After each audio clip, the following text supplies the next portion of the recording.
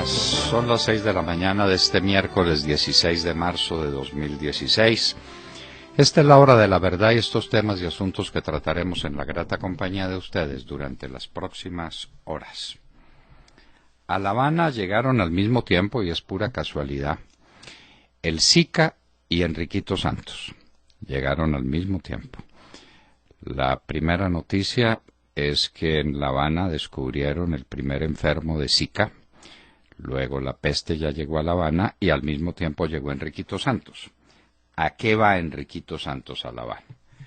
El gobierno dice que es para llevar un mensaje, el mensajero del rey. Estamos recordando la obra maravillosa de Rudyard Kipling, El mensajero del rey, y también El cartero del rey, que era Michel Strogoff, el personaje de Julio Verne.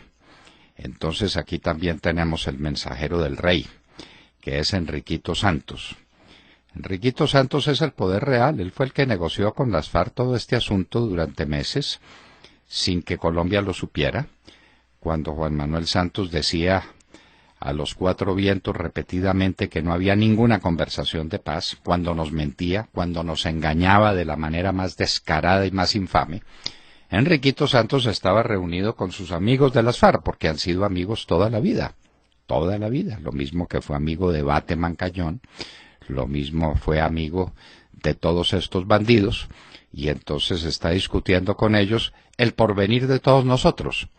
Es que pues nos importa una higa que hable el señor Enriquito Santos Calderón, cuando sea solamente él, y cuando esté dándole rienda suelta a sus impulsos juveniles de comunista del Chicó, de comunista multimillonario. Eso pues no nos va ni nos viene, pero cuando compromete la suerte del país, es decir, cuando las conversaciones que tenga con estos bandidos se vuelven ley, porque para allá vamos, como la Corte Constitucional va a echar abajo el tema del plebiscito, como la Asamblea Constituyente no funciona, como el referendo no funciona, lo que se discuta en La Habana se convierte en ley. Entonces Enriquito Santos se convierte en el gran legislador. Nuestra suerte pendiente de Enriquito Santos Calderón. El gobierno de Colombia tiene un problema serio con los Estados Unidos, porque las últimas noticias sobre área sembrada de coca y de producción de cocaína del país ya pusieron en estado de alerta a la Secretaría de Estado de los Estados Unidos y le está haciendo reclamos muy serios a Colombia y le está ordenando que ponga orden en la casa y que elimine todas esas hectáreas. ¿Y cómo eliminarlas? Entonces salen Rafael Pardo y Luis Carlos Villegas a hacer espectáculo y a decir que de aquí a finales del año todo estará resuelto. De aquí a finales del año vamos a tener 200.000 hectáreas de coca. Porque todos los elementos en la lucha contra el narcotráfico, todos los elementos diseñados por Álvaro Uribe Vélez, toda la campaña en la lucha contra el narcotráfico, que era una campaña decisiva para la tranquilidad de Colombia, fueron eliminados por Santos, que se dedicó a impulsar el narcotráfico. Entonces no hay bombardeos a los campamentos de los bandidos en los centros de siembra y de producción de pasta de coca, no hay erradicación aérea, no hay fumigación, no hay extradición, no hay extinción de dominio, y esto se llenó de coca. Esto es un mar de coca, como lo repite una y otra vez el Procurador General de la Nación, Alejandro Ordóñez Maldonado, que por eso fastidia tanto, simplemente porque dice la verdad el Procurador General de la Nación. Mientras tanto, en Colombia, la Corte Constitucional resuelve acabar con la dosis mínima y entonces nos lanza por el camino de la permisividad total en materia de droga. Esto es la permisividad total. Convirtieron a Colombia en una nueva Holanda, que se lanzó con unos programas restringidos para el consumo de drogas, y eso se les volvió un problema de salud pública gigantesco, Colombia está convertido en eso por orden de la Corte Constitucional. ¿Cómo así? Preguntarán ustedes. Claro, claro, porque eliminada la dosis mínima es la que cada uno necesite, la droga circula con toda tranquilidad. ¿Por qué lleva usted tanta droga en los bolsillos? ¿Y por qué lleva tanta droga en el maletín? Porque esa es mi dosis mínima, mi dosis personal, orden de la Corte Constitucional. Colombia convertida en territorio para el consumo libre, completamente libre de droga. Y lo que se consume libremente, pues se negocia libremente. ¿Cómo hago yo para decir que prohíbo el comercio, pero que autorizo el fin del comercio? Es decir, cuando ya la gente tiene en su poder la droga, ya está perfectamente a cubierto. Orden de la Corte Constitucional. ¿Cómo hay una nueva orden de la Corte Constitucional que supone una preocupación que queremos compartir con ustedes? La Corte Constitucional acaba de decir que una base militar en la Sierra Nevada de Santa Marta, que está instalada ya desde comienzo de los años 60, es decir, hace de esto más de 50 años, que es ilegal porque no fue consultada con los indígenas de la Sierra Nevada de Santa Marta. ¿Qué significa eso? Que inmediatamente quede el asunto en firme y el ejército tenga que abandonar la Sierra Nevada de Santa Marta, le van a aparecer comunidades a todos los batallones, a todos los cuarteles, a todas las instituciones del ejército, de la Armada y de la Policía Nacional, por falta de consulta. Señores, la Corte Constitucional acabó con este país. 5 señores, que nadie sabe de dónde salieron elegidos, que el pueblo no sabe quiénes son, pues 4 señores y una señora, para ser más exactos, disponen de la suerte de los colombianos, de la vida de los colombianos, de la estructura institucional del país. Tienen licencia para hacer reformas constitucionales. El principio fundamental de que el ejército y las fuerzas militares están donde convengan a la salud de la República se acabó. Ahora es con consulta previa. De manera que espere y verá lo que va a seguir con los batallones de alta montaña y con los batallones que le convenga a las FARC o a cualquiera despejar. Van a decir que ese era territorio indígena, lugar de adoración de los indígenas, o de este pueblo, o de aquella comunidad afrodescendiente, y el ejército para afuera. Lo sacan del territorio nacional. 5 señores, que nadie sabe quiénes son, que llegaron a la Corte Constitucional, son los dueños del país. El país se tiene que rebelar contra la Corte Constitucional o está perdido. Así de sencillo. Está perdida la nación. Lula da Silva a un ministerio. ¿A cuál? A cualquiera. Objetivo. El único objetivo es que no lo pueden meter a la cárcel. Eso en derecho administrativo se llama desviación de poder. En derecho administrativo francés y colombiano y todo el derecho administrativo que tiene su descendencia de las normas del Consejo de Estado francés, eso se llama desviación de poder. Se nombran ministros para que ejerzan ministerios, no para que no los puedan detener los jueces por corrupción. Ahí está el caso de Lula. La Fiscalía General de la Nación por concurso público. ¿Cómo les parece, queridos amigos? Pero un concurso público muy curioso porque al final el presidente hace lo que le da la gana. ¿Esto para qué es? Este show, este espectáculo. Todo el que quiera ser fiscal general de la Nación se inscribe.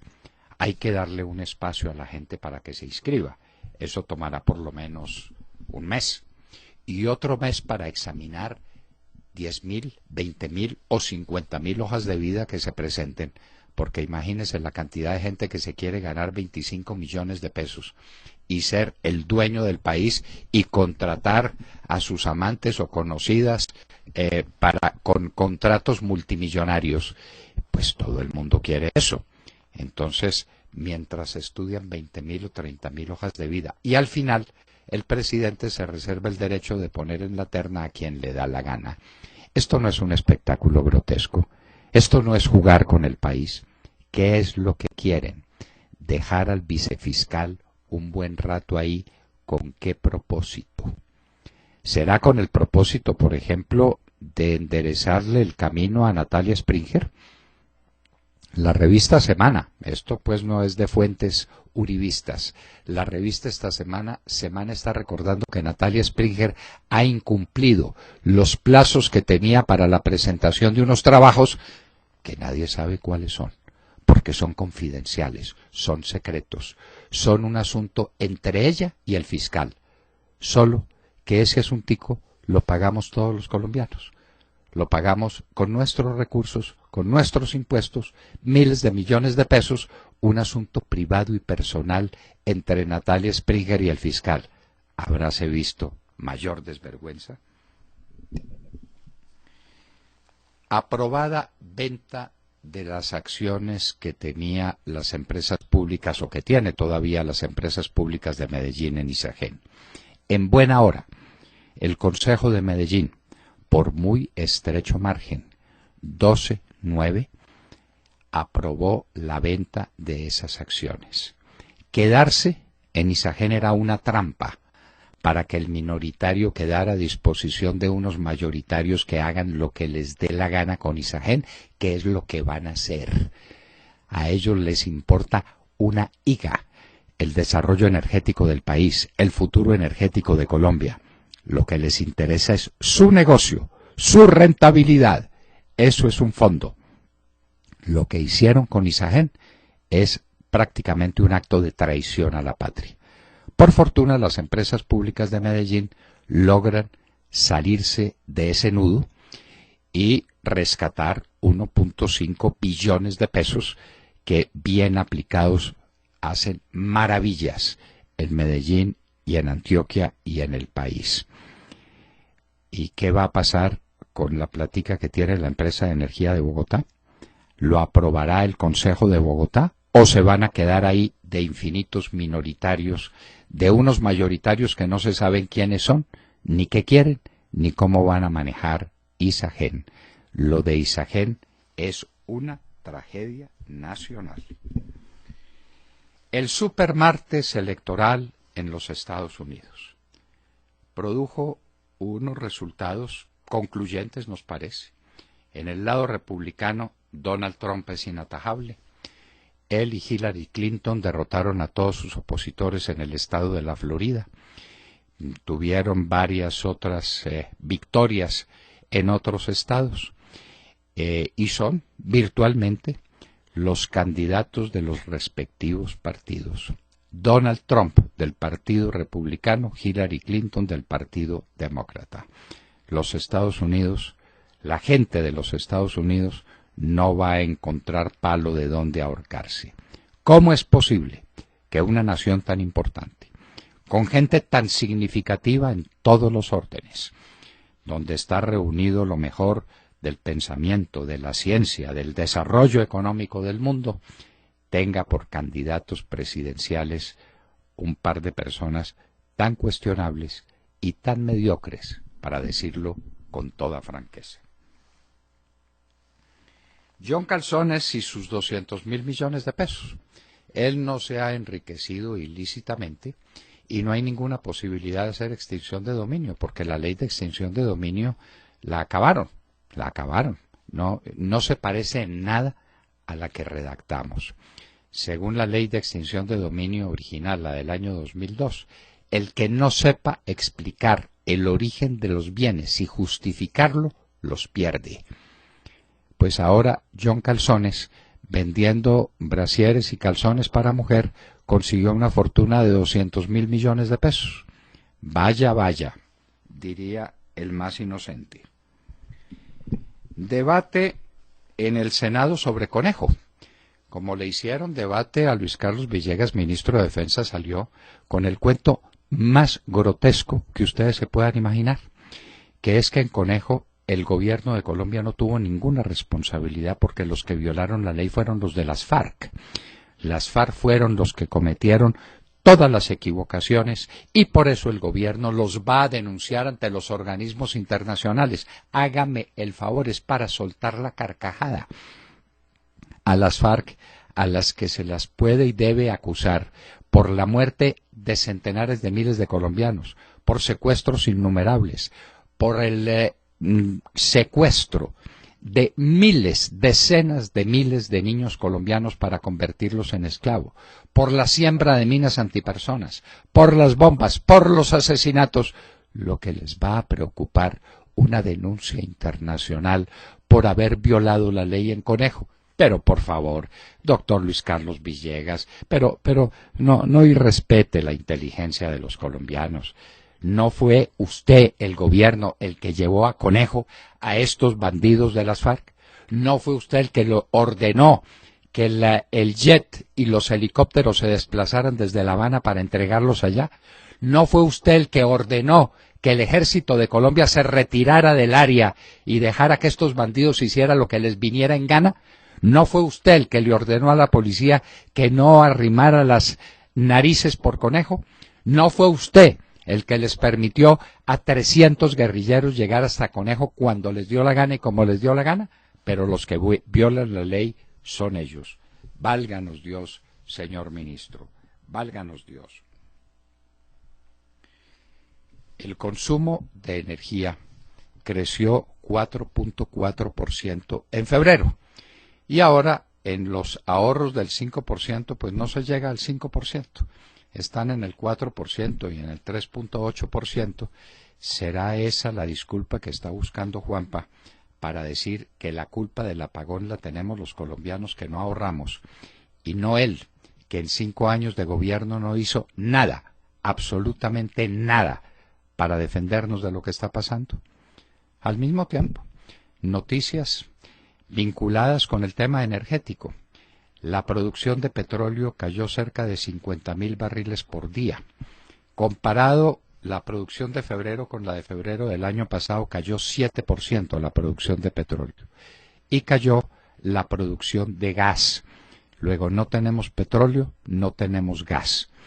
Pero entonces la culpa del apagón que se viene y que va a ser irreversible es de los colombianos que no ahorraron energía, no de Santos, que no hizo nada por desarrollar las fuentes energéticas de este país, que son inmensas. A ver cuáles fueron las centrales hidroeléctricas que usted inició, presidente. Cítenos una. ¿Cuáles fueron las precauciones que usted tomó para adelantar exploraciones en el consumo, en el hallazgo de gas? ¿Qué hizo usted por conservar las fuentes de agua? ¿Qué hizo usted por reforestar este país? ¿Qué hizo usted por controlar la energía desde hace muchos meses y por dar la voz de alerta cuando había que darla? Nada. La culpa es de los consumidores. Ahora los de las FARC son 17.500. Los últimos informes del Estado y del Ejército Nacional y de los servicios de inteligencia es que las FARC estaban reunidas a 8.000 miembros. Ahora cuando se habla de su desmovilización son 17.500, sobre todo para pagarles 1.800.000 pesos por barba, porque suman a los guerrilleros una cosa que llaman los milicianos. ¿Los milicianos? ¿Eso qué será? Ahora sabemos que son 17.000 y cuando llegue la hora de la verdad serán 50.000 o 100.000.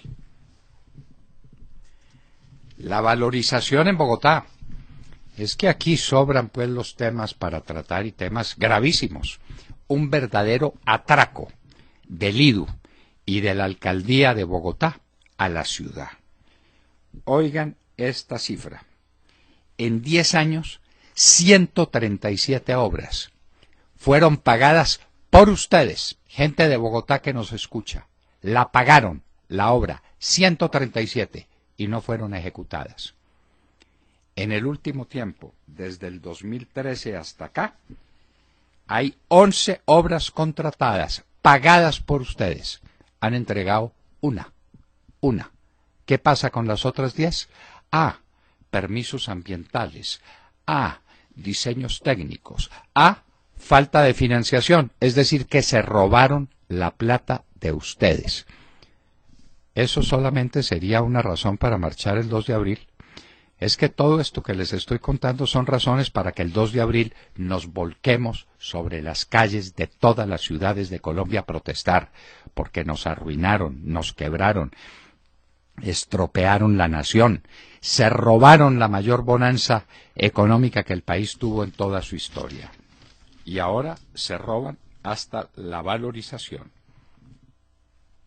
En el mundo internacional, destaquemos que hubo un combate en Bruselas entre la policía y unos terroristas. Capturaron un hombre relacionado con los ataques en París, y quedaron 4 policías heridos.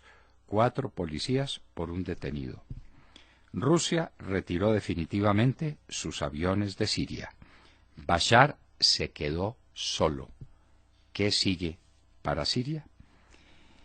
Argentina propone conciliación con lo que llamaba la señora Fernández de Kirchner los acreedores buitres. Eran unos acreedores espantosos porque estaban pidiendo que les pagaran lo que les debían, los tenedores de los bonos argentinos. La señora Cristina Fernández ordenó robársele la plata a los acreedores. Consecuencia, Argentina quedó por fuera del mercado mundial de bonos. Nadie le presta a Argentina. Un bono Argentina no lo coloca nadie en ninguna parte. Macri está poniendo las cosas en orden y se pide conciliación con los acreedores. Y en hoy en la historia, 1781, un pueblecito de la colonia llamado El Socorro, una mujer cuyos antecedentes y cuya vida nadie conoce, solamente un acto, un hecho, Manuela Beltrán, rompe las listas de los impuestos que habían sido ordenados desde Bogotá para financiar las guerras de España, y estalla la revolución o rebelión de los comuneros, como ustedes quieran. 1781. Ojo, son los impuestos excesivos, es la situación económica, el gran detonante de las grandes crisis. Una razón de más para marchar, los impuestos que nos van a imponer, la famosa reforma tributaria, el 19% en el IVA y el 5% de impuestos a la canasta familiar. Y todo eso para que la plata se la roben, para que la mermelada quede toda encima de la tostada. Hoy recordaremos en Hoy en la Historia la rebelión de los comuneros en un día como hoy en el año de 1781. Y los invitamos a seguirnos en Facebook o en Twitter en @Hora de la Verdad, y también a sintonizarnos a través de TuneIn en sus dispositivos móviles para que nunca se pierdan de la sintonía. Y recuerden que a través de nuestra página de internet nos pueden escuchar desde cualquier punto de Colombia o del mundo, en vivo y en diferido, y nos pueden hacer llegar sus opiniones a través del chat. En esta dirección, www.lahoradelaverdad.com.co. Son las 6 de la mañana, 24 minutos. Comenzamos ya. Bienvenidos. Buenos días a todos. Muy buenos días. El hermano del presidente, hablemos de ese viaje si les parece, porque pues se fue a La Habana, Enrique Santos, y aunque no ostenta ni responde por ningún cargo público, se sentó con los negociadores del gobierno y con el narcoterrorista líder de las FARC, alias Timochenko, en un intento por suavizar, dicen, las tensiones que hay en la mesa de La Habana. Aunque no tenemos información de esa reunión, sabemos que el hermano del presidente fue en calidad de apagaincendios. Por lo menos eso es lo que dicen los periódicos amigos del gobierno, que calificaron esta visita, que una gran parte de la población nos parece una vergüenza, hay que decirlo. Entre los puntos que muchos vemos como insalvables están equiparar a las FARC con los oficiales y suboficiales del Ejército de Colombia, con la consiguiente cobertura de todos los servicios sociales, afiliaciones a salud, pensión, etcétera. Algo que, bueno, a mí personalmente me parece una locura. Oposición radical del plebiscito. Las FARC no quieren el plebiscito, y tampoco el tema de las zonas de concentración, que desde el principio, si ustedes recuerdan, las FARC hablaban de 50 zonas de concentración. les parecen poquitas las que le ofrece el gobierno y además dicen que está muy lejos de las zonas pobladas. Es decir, las distancias son gigantescas y aunque no conocemos el contenido de esas famosas reuniones que tanto aplauden algunos medios, reuniones entre el hermano del presidente y las FARC, sí queremos saber, al igual que el procurador, en calidad de qué y en representación de quién fue Enrique Santos a La Habana, y si ser hermano de presidente es ahora un nuevo cargo del Estado con todos los beneficios, pero sin la más mínima responsabilidad, ¿no? El Gobierno está en mora de responder a las preguntas del Procurador General de la Nación. Él hizo unas preguntas, el Procurador, y eran el señor Enrique Santos, ¿en qué condición está en Cuba? ¿Está cumpliendo funciones públicas? ¿Puede el hermano del presidente ejercer esa función pública? En fin, es una ironía, queridos amigos, porque mientras encarcelan al hermano del expresidente Álvaro Uribe, en un caso que según las encuestas la mayoría de los colombianos considera una decisión de venganza política, el hermano del presidente Juan Manuel Santos presume de ser amigo de los narcoterroristas de las FARC y aquí no pasa nada. Solo que durante el gobierno del presidente Uribe, el hermano del presidente Uribe o los hermanos del presidente Uribe no tuvieron ninguna potestad, no ejercieron ninguna función pública. Si hubo una familia discreta, esa fue la familia Uribe y Moreno, empezando por doña Lina, una mujer por antonomasia prudente y discreta, a la que no le regalaron jet, dicho sea también de paso. Pero ahora parece pues el hermano, usted dice que se reunió también con los delegados del gobierno, yo no he visto esa foto, se lo digo con toda franqueza, yo no he visto a Enriquito reunido con De la Calle allá en La Habana. Si usted lo dice, le creo, Montserrat, porque usted es muy cuidadosa con las noticias. Yo lo que he visto son fotografías de Enriquito con Timochenko y con Lozada, es decir, con el que me mandó poner la bomba, para que seamos más precisos. Esas fotos las mandó las FARC, ¿no? Hay que aclarar ese tema. No fue Enrique Santos ni el gobierno. Las propias FARC sacaron esa foto y la enviaron. Yo doy por hecho que se reunió con el gobierno, para eso iba para reunirse con el gobierno, con los representantes del gobierno y con las FARC. Ese era el motivo de su viaje. Bueno, esa es una inferencia o deducción suya. Yo entiendo que iba directamente a llevarle un mensaje a las FARC, es decir, iba de cartero del rey. ¿Usted recuerda las obras del cartero del rey, del mensajero del rey? Yo recuerdo la de Kipling y recuerdo la obra de Julio Verne, Miguel Strogoff, El cartero del rey. Pues este va también de cartero del rey. Y yo me pregunto, ¿para qué nombraron entonces esa comisión de payasos a los que les dan una patada en el trasero en el momento de dificultades? Para poner al negociador de verdad, que es Enriquito. Lo han debido dejar allá después de octubre, ya que usted hizo la carta, quédese allá, quédese a vivir en Cuba. Allá le pagamos los traguitos que se mete después del mediodía y entonces usted hace el acuerdo con sus amigos, con sus compañeros de andanzas, porque anduvo 8 meses sin que se sepa por orden de quién, por cuenta de quién lo suponemos, por cuenta del Fisco Nacional, ¿no? ¿Dónde están esas cuentas? O que nos muestre la cancelación de sus hoteles y de sus gastos allá en La Habana, porque esto es una falta de consideración y de tacto y de respeto por el patrimonio público un día y otro día también. ¿Pero qué hace Enriquito allá en La Habana? ¿Con qué poderes actúa? ¿Con qué capacidad de comprometer al gobierno y al pueblo de Colombia? Porque no se le olvide, Montserrat, que lo de la refrendación está en veremos y va a quedar en nada, en nada. Cuando la Corte Constitucional diga que el tal plebiscito es inconstitucional, nos quedamos en que lo que salga de La Habana es ley de la República. No sirve, claro.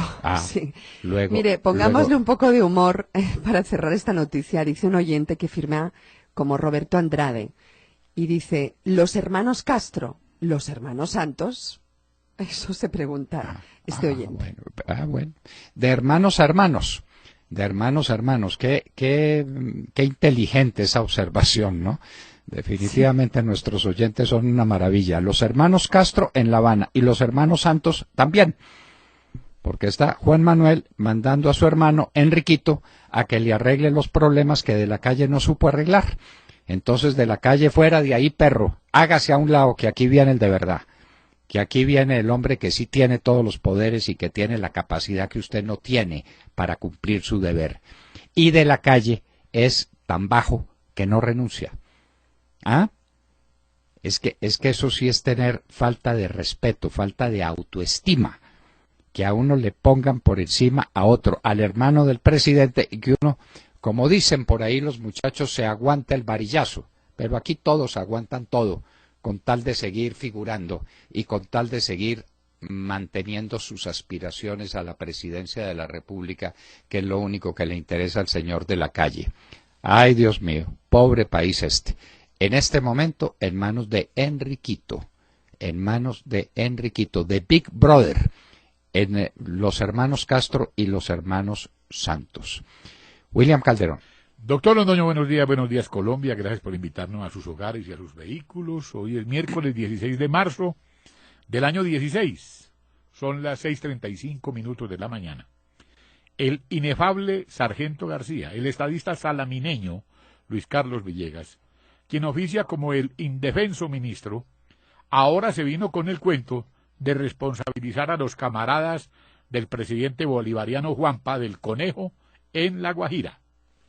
El sargento García dijo sin ruborizarse en el Congreso que está recogiendo las evidencias para demostrar que la guerrilla hizo proselitismo armado y violó las normas al derecho internacional humanitario, señalando que el Conejo ocurrió por mala fe de los narcoterroristas de las FARC, compañeros de lucha del camarada Santiago, cuando el pasado 18 de febrero de 2016, varios integrantes del cartel de las FARC se pasearon por las calles del corregimiento, armados, repartiendo volantes y promoviendo una constituyente, y desde un tablado pronunciaron sus monsergas ante la inactiva presencia de nuestras fuerzas desarmadas, hecho calificado como otro despeje territorial con ausencia de la fuerza pública.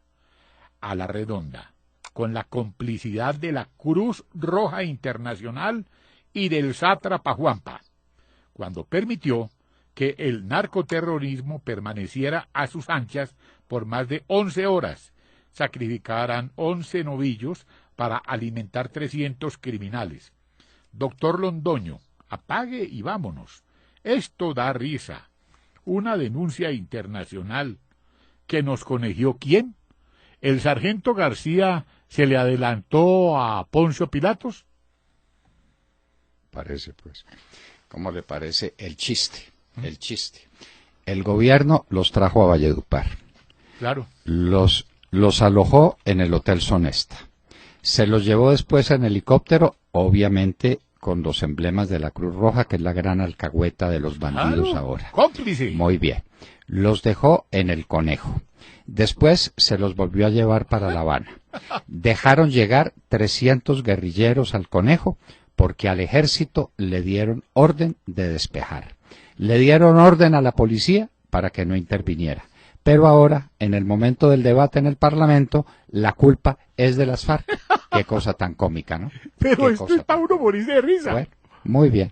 Sergio Gel. Doctor Londoño, muy buenos días para usted, para todos nuestros oyentes. Pues hemos hablado en las últimas semanas y en los últimos meses sobre el tema de la consulta previa que tanto afecta a tantos sectores en el país. Pues bien, ahora el sector que se ve afectado es nada más y nada menos que el de la defensa nacional.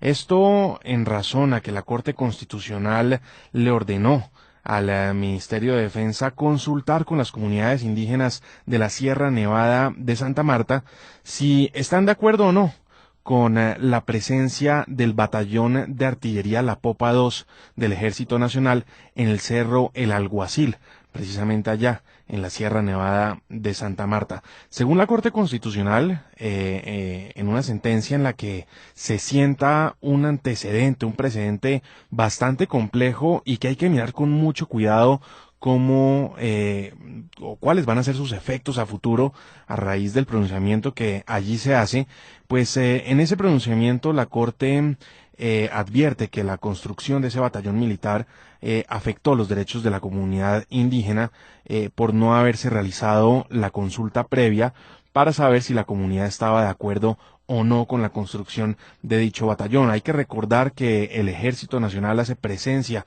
en ese cerro, en el Cerro del Alguacil, desde 1962. Después vendría a construirse ya la sede del batallón militar. La Corte reconoce además que es muy difícil demoler o retirar pues el batallón porque se podría afectar la seguridad nacional.